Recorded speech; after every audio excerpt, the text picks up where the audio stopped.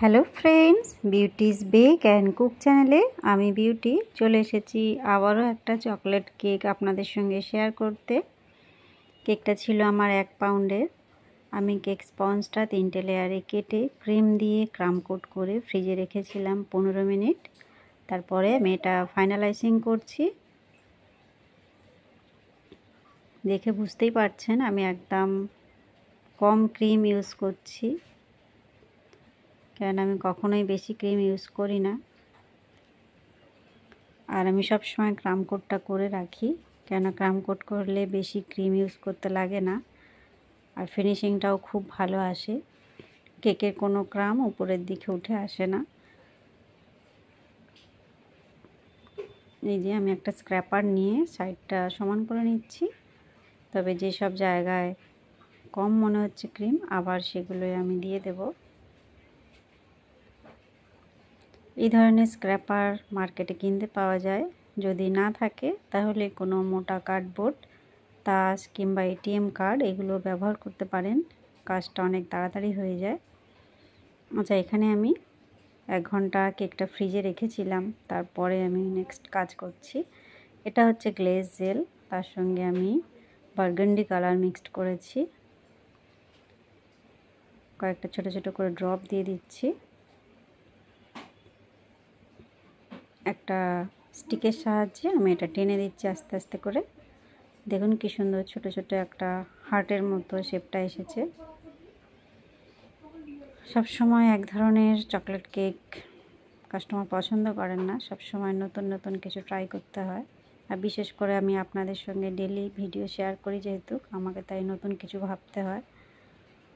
তাই যখনই আমি নতুন কিছু ট্রাই করি, কাস্টমার যখন আমার উপরে ছেড়ে দেন যে তুমি যা পারবে করে দেবে, সেইগুলো আমার পক্ষে সুবিধা হয়, সেগুলো শেয়ার করতেও সুবিধা হয়, কারণ আমি নতুন নতুন ট্রাই করতে থাকি।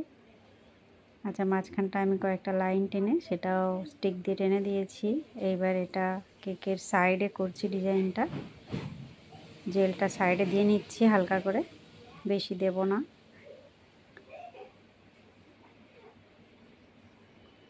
স্ক্র্যাপার দিয়ে এটা আস্তে আস্তে আমি কেকের গায়ে লাগিয়ে দিচ্ছি।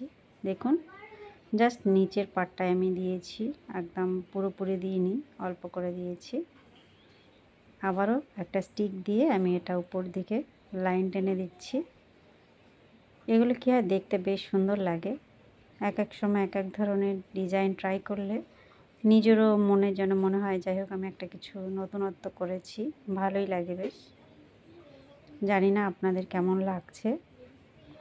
আমার চ্যানেলে আমি বিভিন্ন ধরনের ডিজাইন আপনাদের সঙ্গে শেয়ার করেছি, টিপস অ্যান্ড ট্রিক্সের সঙ্গে। সেইগুলো অনেকেই দেখে আমাকে কমেন্ট করেন, তখন আমার ভালো লাগে। নিচের যে বর্ডারটা দিচ্ছি এটা ছোট সাইজের স্টার নজেল দিয়ে দিচ্ছি। নজেলটায় কোনো নাম্বার ছিল না, যার জন্য আমি বলতে পারছি না।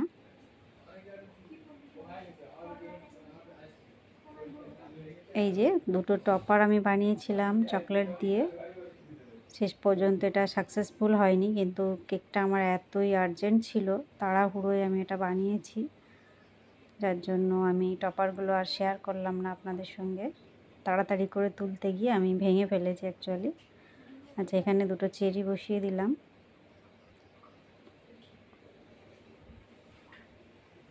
আর এখানে আমি বাবা লিখে দিচ্ছি।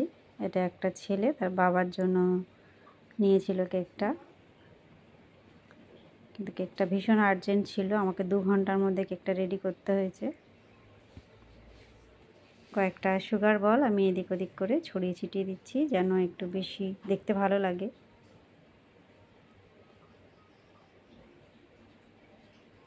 কেকটা আমার কমপ্লিট হয়ে গিয়েছে।